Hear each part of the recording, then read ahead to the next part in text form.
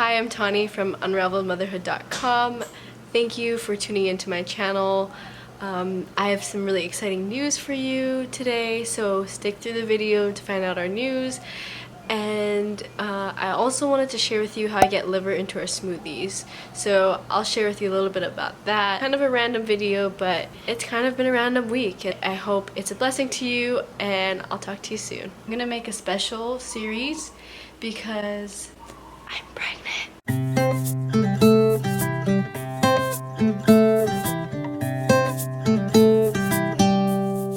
So I am pregnant with my fifth child, my fourth biological child. We have kids aged 11, 4, almost 3, and just turned 1. So I found out I was pregnant at about 4 weeks and 3 days, and I just wanted to share with you some symptoms I was feeling in case you're expecting or you're trying to get pregnant and you want to find out before the test shows. I'm gonna show you what my tests look like.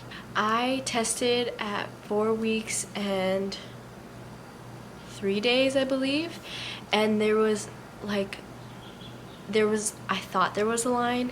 It was barely visible, and my friend who was with me, I was like, hey Elisha, does this have a line? Is this a line?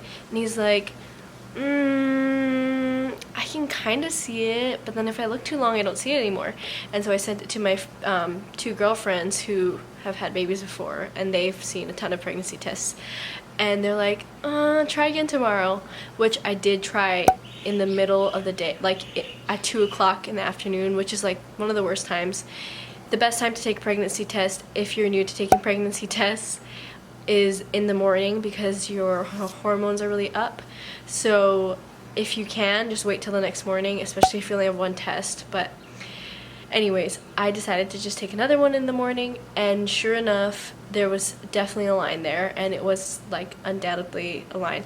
So some of the symptoms that I was having before I really like confirmed with the test were the weeks leading up to that. I was feeling so bloated, and I kept on telling my friend, I was like, I've been feeling so bloated, and I thought it was because we were eating less meat because our church celebrates Lent. My husband likes to give it me. When I'm nursing and stuff like that, I really think it's important to feel my body, so I'm a little more lenient. But I thought it was because we were eating less meat, so it was like, you know, more carbs and more bloated, but then it made a lot of sense. So that was the first sign, but I didn't really recognize it until after the fact. And even people, like friends from church, were recognizing like I was looking more round because I just lost the baby weight. I lose the baby weight like at like 10 months. When my babies are 10 months is when I like start losing the baby weight. And so I like just lost baby weight. One of our friends who's just like a young single guy was like, oh, you're getting really skinny. I think it was supposed to be a compliment. That's kind of a sign. Usually when I start losing weight, then my ovulation cycle starts coming back, and that's how it has been for me. And I feel very fortunate to be able to get pregnant fairly easily, and I'm really grateful. So anyways, so bloating was the first one, and then the next thing was I was starting to forget a bunch of stuff. Like, I have a chaotic mind, and sometimes it can feel like a chaotic life because I have like tons of things. Like, I'm the type of person that like wants to do a million things and is thinking about a million things, and my mind like jumps from here to there. I'm kind of all over the place sometimes. Drake loves it when I'm on a date with him and I'm listening to like 3 other conversations because that's how distracted I am. But I have been even more like having a harder time remembering things and forgetting things. So that was another symptom that I always get, is kind of like forgetting things and being like a little more like all scatterbrained, I guess. If you ask my mom, she'll tell you that I'm scatterbrained all the time, so thanks, Mom. What else? Oh, okay. And then the other symptom was I was really hungry, and I'm a chronic overeater. Like, I have a problem. We love eating, so I tend to eat a lot and I tend to overeat a lot, but I had noticed that when I was overeating, I was feeling like I was getting full. I didn't feel like over hungry. I didn't feel overstuffed. I was feeling like satisfied, and I was also going for like a second meal or a second snack before bed, and that felt comfortable. It didn't feel like, oh, I need to unbutton my pants and I just feel blah, but it felt like satisfying. And so that was a big sign, was when I was eating, I was actually eating more, but I wasn't overeating. I was actually feeling satisfied. Oh, the biggest sign where I was like, I'm pretty sure I'm pregnant, was the lower back pain. I tend to get back pain like right above my tailbone, like lower back pain between, like, if you have back dimples, like between your back dimples a little bit lower. But it's like this achy pain. If you've ever been pregnant, you might know what I'm talking about. And like that's where I had back labor with my first baby, and so I started getting this achy pain, and so that was a big indicator for me where I was like, okay, I definitely am feeling back pain. I think I'm pregnant. And so that was when I decided to take a test. So me and my husband were not trying. We were kind of really wanting to have another baby, and so we're really excited. We are sort of hoping for a daughter for my daughter, because she is constantly wanting a sister. She is just, every time we go to the thrift store, she asks if we can buy little girl clothing for her sister, which I wasn't even pregnant, and you know, she might not ever get a sister. So we're really praying that God will grant us a girl, but we'll be happy, of course, with whatever God gives us. We're just really excited and looking forward to this new season. Anyways, I'm gonna show you a little bump date. I'm gonna be in a different outfit because I recorded it on a different day. So I hope you like this bump date. I definitely like still had baby weight. Not baby weight, it's just like I got to my pre-pregnancy weight, but I just have extra skin and, you know, extra little chunka. So a lot of it is bloat. The baby is like tiny. So I recognize that. I always enjoy seeing bump dates, especially from moms who have multiples, because I think we get a little insecure, or like we want to see someone that looks like us. So I will show you my bump date. It's just nice to see other people and to feel like, you know, you're not totally abnormal. So anyways, we'll go to the bump date, and then I'm gonna share about the smoothie, and then yeah, this. Try to suck in so you can see like what's actually there. So tiny. So I mean, it's still very squishy. And this is my first baby that I'm planning to do a more holistic food approach instead of taking a prenatal.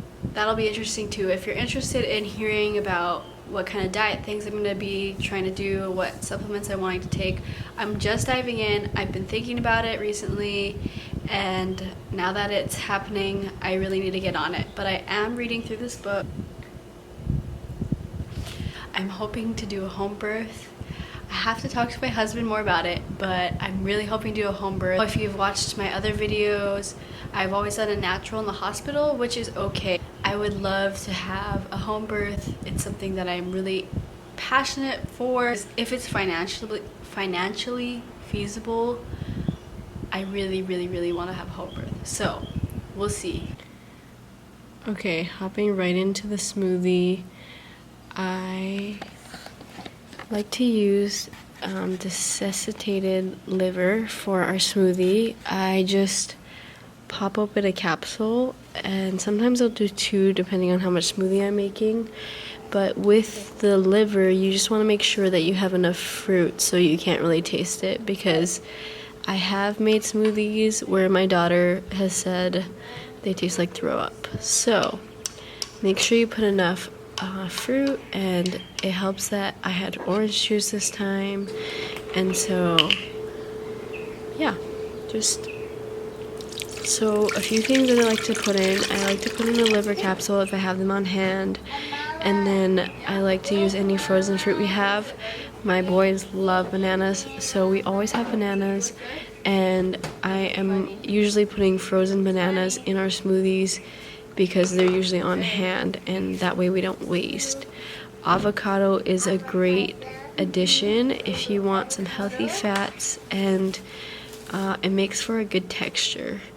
And then I just put whatever frozen berries. We just get whatever organic frozen berries we can find, or fruits at Costco, because it's cheaper and it takes a lot of fruit for us to fill all of our kids up on smoothie. Well, we're not filling them up. So we usually use this for a snack after nap time, to hold them over before dinner, or a snack after breakfast if we didn't have enough food. Okay, so we also put blue spirulina, which you saw earlier. We just kind of add in whatever. If I have yogurt on hand, which I'm going to make a video on how to make Greek yogurt in the Instant Pot.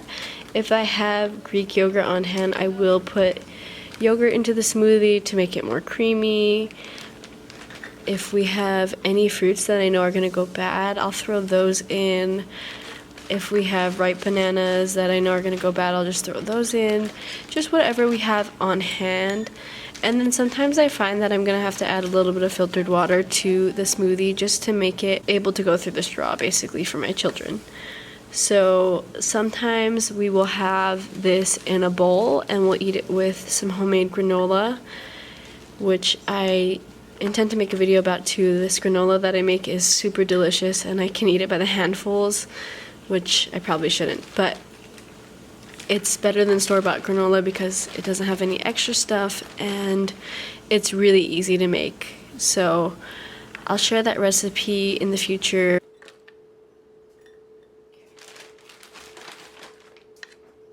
And then here we're putting in collagen. Sometimes I put collagen in, sometimes I don't.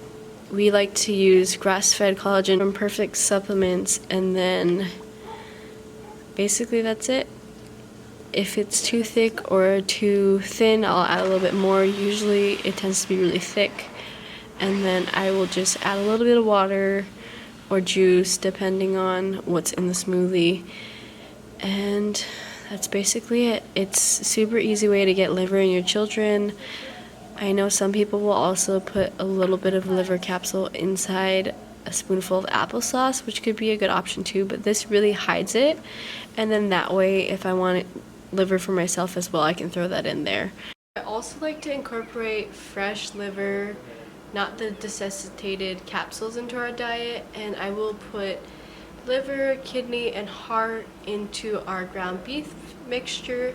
So if you're interested in more of that kind of content, I can definitely share more on that and what I'm learning. I am not doing it perfectly by any means, but I am trying to eat more pro-metabolic. And if you're unfamiliar with what that is, there's a few ladies on Instagram that I love to follow for learning more about that. Corey Malloy, Noelle Covery, Fallon Day. And also, I highly recommend the Freely Rooted podcast, which has two of those ladies in it. And there's also another channel, her name is Margaret. I don't know how to pronounce her last name, but I'll link her channel below too, so you can kind of get a feel for that kind of diet. It's not really a diet, it's just a way of eating that will benefit your metabolism and your body's just natural functions. So those people know a lot more about it than I do. I'm just trying to grow and learn in this way and take my family along for the ride. And so I'll share with you as I learn too, and what that looks like for pregnancy. So thank you so much for watching this video, and I'll see you in the next one. I hope this was a blessing to you. Please like and subscribe if you enjoyed any part of this, and let me know in the comments below if you're pregnant, if you're eating pro-metabolic, if you would ever put liver in your smoothies, or anything that you just feel like sharing, because I would love to connect with you. See you in the next one. Bye.